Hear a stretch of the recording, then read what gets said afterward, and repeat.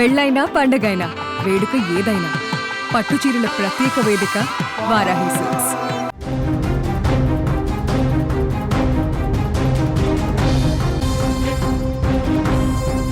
తెలంగాణ వాసులకు big alert లాంటి వార్త ఇది.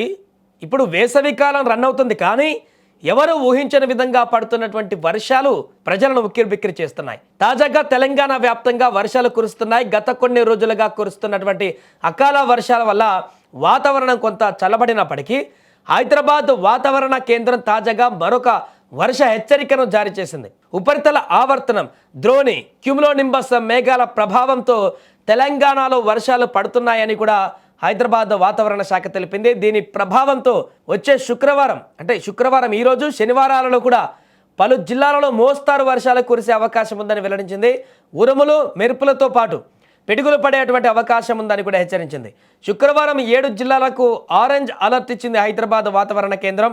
జగిత్యాల, కామారెడ్డి, కరీంనగర్, నిజామాబాద్, పెద్దపల్లి, సిద్దిపేట, సిరిసిల్లలో మోస్తారు వర్షాలు కురుస్తాయని చెప్పింది.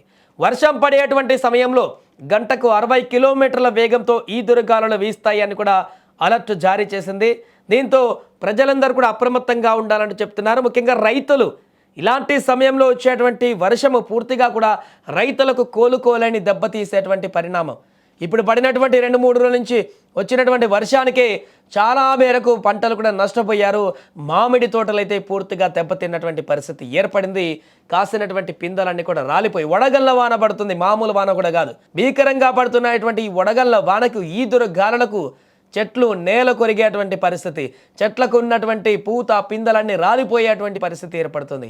ఈ యొక్క పరిణామం ఇంకా 2 రోజుల పాటు ఉంటుందంటూ కూడా వాతావరణ శాఖ చెప్పడం అయితే తీవ్ర ఆందోళనకు గురి చేస్తుంది. ముఖ్యంగా అంటే నగర ప్రాంతాల్లో ఉన్నటువంటి ప్రజలకైతే కొంత ఆ ఎండ నుంచి ఉపశమనం కలిగి చల్లటి వాతావరణం సేద తీరేటువంటి అవకాశం ఉన్నప్పటికీ రూరల్ ఏరియాలో మాత్రం పూర్తిగా రైతులు బెంబేలెత్తిపోతున్నారు. ఇప్పుడు చాలా ప్రాంతాలలో పంట చేతికి వచ్చేటువంటి సమయంగా ఉంది.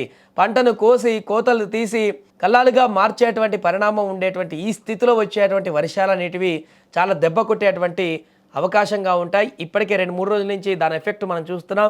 ఇంకా ఈరోజు రేపు కూడా వర్షాలు పడేటువంటి అవకాశం ఉందంటూ చెప్తున్నారు. కాబట్టి దానికి తగ్గట్టుగా రైతులు కూడా ముందే ప్రిపేర్ అవ్వాలంటూ చెప్తున్నారు.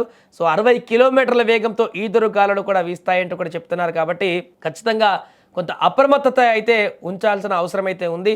ఇప్పటికే నిన్న రాత్రి కూడా భీకరమైనటువంటి గాలులు వచ్చాయి. హైదరాబాద్లో కూడా నిన్న రాత్రి భారీ గాలులతో కూడినటువంటి వర్షం ఏర్పడింది.